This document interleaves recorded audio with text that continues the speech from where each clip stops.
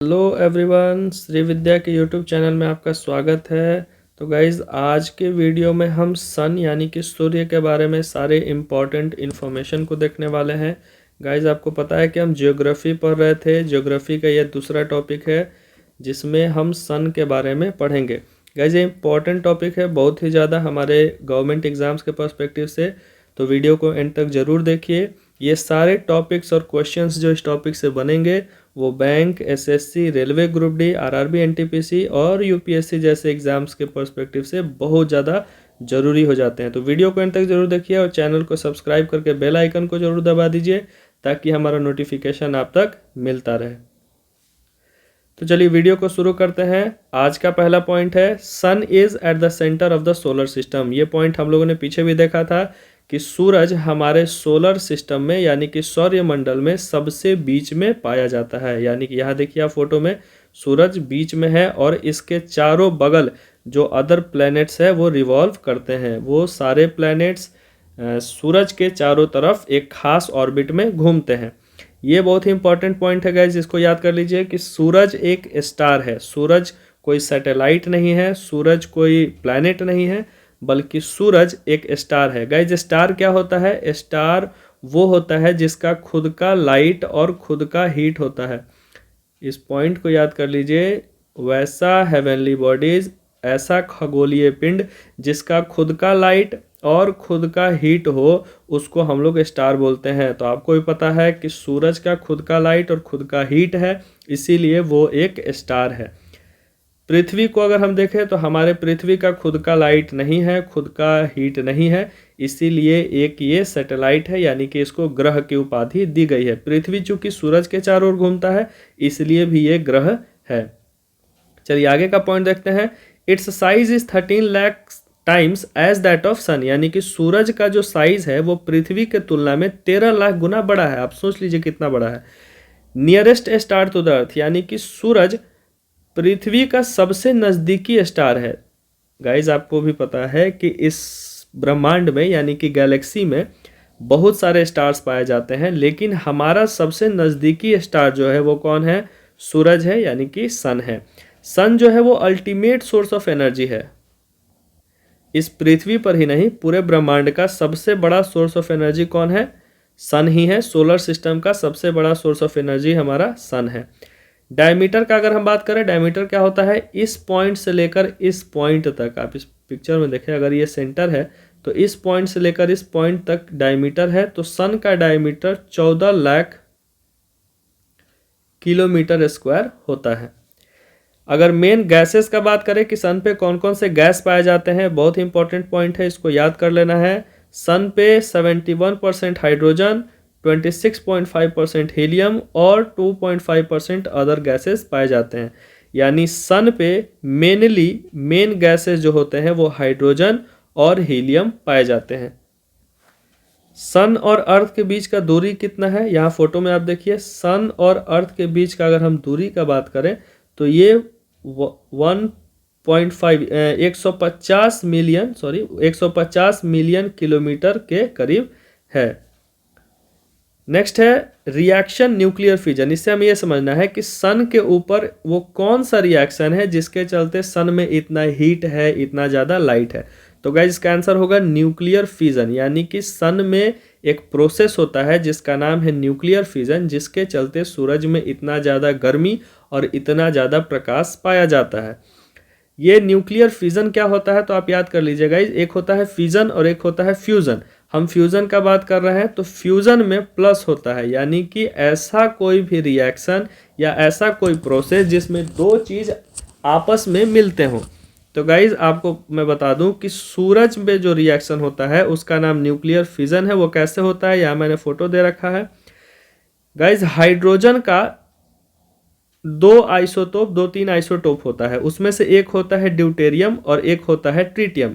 यानी कि हाइड्रोजन जब मिलता है, मान लीजिए कि ये ड्यूटेरियम और ट्रिटियम अगर मिल रहा है तो एक प्रोसेस हो रहा है जिसका नाम है फ्यूजन। और इसके होने के बाद क्या बन रहा है? हीलियम बन रहा है, बहुत सारा एनर्जी निकल रहा है और एक न्यूट्रॉन बन रहा है।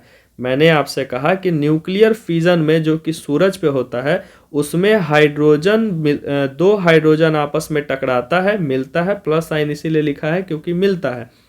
तो दो हाइड्रोजन आपस में मिलता है जिसको हम फ्यूजन बोलते हैं, और उसके चलते बहुत सारा एनर्जी निकलता है और हीलियम बनता है। यहाँ लिखा हुआ हाइड्रोजन कन्वर्टेड टू हीलियम, यानी कि हाइड्रोजन किस में बदल जाता है, हीलियम में बदल जाता है, और बहुत सारा हीट एनर्जी और लाइट एनर्जी निकलता है। गाइज आप यहाँ पे देख रहे होंगे कि ये एक न्यूट्रॉन लिखा हुआ है, ये किस लिए लिखा हुआ है, तो न्यूट्रॉन इसलिए लिखा हुआ है क्योंकि इस प्रोसेस में हीलियम तो बनता है, लाइट और एनर्जी तो निकलता है, साथ ही साथ न्यूट्रॉन भी निकलता है। वो किसका न्यूट्रॉन होता है, तो हाइड्रोजन का न्यूट्रॉन होता है, और ये हाइड्रोजन बाद में चलकर किसी दूसरे हाइड्रोजन के साथ मिलता है और फिर से हीलियम बना देता है। यानी कि ये प्रोसेस बार बार होते रहता है और इसी प्रकार से सूरज पे प्रकाश और गर्मी उत्पन्न होते रहता है। आशा करता हूँ कि आपको समझ में आ गया होगा। चलिए आगे बढ़ते हैं। सरफेस टेम्परेचर सूरज का कितना है। देखिए ये पॉइंट उतना इंपॉर्टेंट नहीं है एग्जाम के पर्सपेक्टिव से, लेकिन नॉलेज के लिए हम लोगों को जान लेना है कि सूरज का सरफेस टेम्परेचर जो है वो 5504 डिग्री सेल्सियस के करीब है। और सेंटर का बात करें, ये देखिए ये सरफेस है, ये सरफेस टेम्परेचर, और सेंटर का अगर हम बात करें तो सूरज का सेंटर लगभग 1,50,00,000 डिग्री सेल्सियस के करीब है। आप सोच सकते हैं कि कितना गर्म होगा। 100 डिग्री सेल्सियस पे पानी बॉईल करने लगता है, तो 1,50,00,000 डिग्री सेल्सियस कितना होता होगा। चलिए सन्स आउटर लेयर, अब बात कर लेते हैं कि सन में कौन कौन सा लेयर होता है। तो सन का सबसे बाहरी हिस्सा जो होता है आउटर लेयर, उसको हम कोरोना बोलते हैं। गाइज ये बीमारी वाला कोरोना नहीं है जो अभी चल रहा है, ये कोरोना हम बोलते हैं कि सूरज में जो बाहरी हिस्सा, जो चमकीला भाग आपको दिखता है, उसको हम क्या बोलते हैं, कोरोना बोलते हैं। ये उसके नीचे वाले हिस्से को हम फोटोस्फीयर बोलते हैं, और मध्य में यानी कि बीच में, सूरज के सबसे बीच में जिसका टेम्परेचर हम लोग बता रहे थे कि 1,50,00,000 के करीब होता है, वो आपका क्या होता है, कोर होता है। पूरा पॉइंट बाय पॉइंट याद नहीं रखना है, कोरोना याद रखना है, फोटोस्फीयर याद रखना है, कोर याद रखना है, ये इंपॉर्टेंट है एग्जाम पर्सपेक्टिव से। कोरोना को अगर देखना है तो वो सोलर इक्लिप्स के समय बहुत ही आसानी से देखा जा सकता है। डायरेक्टली नहीं देखना चाहिए, किसके मदद से देखना चाहिए, टेलीस्कोप जिसका नाम है कोरोनोग्राफ। ये फोटो मैंने आपके लिए दे रखा है कि कोरोनोग्राफ के मदद से हम लोग कोरोना को सोलर इक्लिप्स के टाइम में देख सकते हैं। नेक्स्ट पॉइंट है कि आपको पता है कि लाइट का स्पीड जो होता है वो 3 × 10⁵ किलोमीटर पर सेकेंड के हिसाब से लाइट ट्रैवल करता है। अगर उस स्पीड से सन का लाइट हमारे पृथ्वी की तरफ आता है तो उसको 8.5 मिनट्स लगते हैं अर्थ पे पहुंचने में। यानी कि आप समझ सकते हैं कि इतना दूर होते हुए भी वो कितना फास्ट हमारे पृथ्वी पे आता है। 8.5 मिनट्स, ये याद रखना, एग्जाम में बार बार पूछा जाता है। यहाँ दिखा हुआ है 8.5 मिनट्स सूरज के लाइट को लगता है हमारे पृथ्वी पर पहुंचने में, 93 मिलियन माइल्स की दूरी को तय करने में।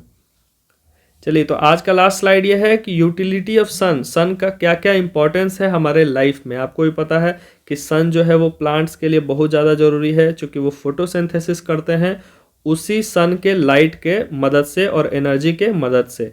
यानी कि सन के थ्रू प्लांट्स जो है वो अपना एनर्जी एब्जॉर्ब करते हैं, फूड बनाते हैं, और उन्हीं प्लांट्स को जब हम खाते हैं तो हमें एनर्जी मिलता है इनडायरेक्टली।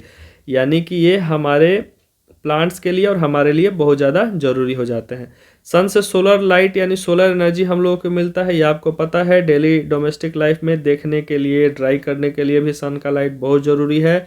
और आपको पता है कि सन के द्वारा आने वाला जो लाइट है वो जब वाटर पर पड़ता है तो वाटर का इवापोरेशन होता है और वो ऊपर जाता है, फिर रेन के रूप में वही इवापोरेशन यानी कि भाप नीचे गिरता है। यानी वाटर साइकिल में भी सन का एक बहुत ही बड़ा योगदान होता है। तो ये कुछ इंपॉर्टेंट फैक्ट्स थे सन के बारे में। एग्जाम्स में इसमें से सन से रिलेटेड कुछ भी पूछा जाएगा तो इन्हीं पॉइंट्स में से पूछा जाएगा। आज के वीडियो में इतना ही। Thank you very much guys. ये रहा आज का थॉट आपके लिए। वीडियोस को लाइक कर दीजिए, चैनल को शेयर कर दीजिए उन सारे ग्रुप्स में जहां बच्चे जनरल कंपटीशन की तैयारी करते हैं, और चैनल को सब्सक्राइब करके बेल आइकन को जरूर दबा दीजिए ताकि हमारा नोटिफिकेशन आप तक मिलता रहे। Thank you very much.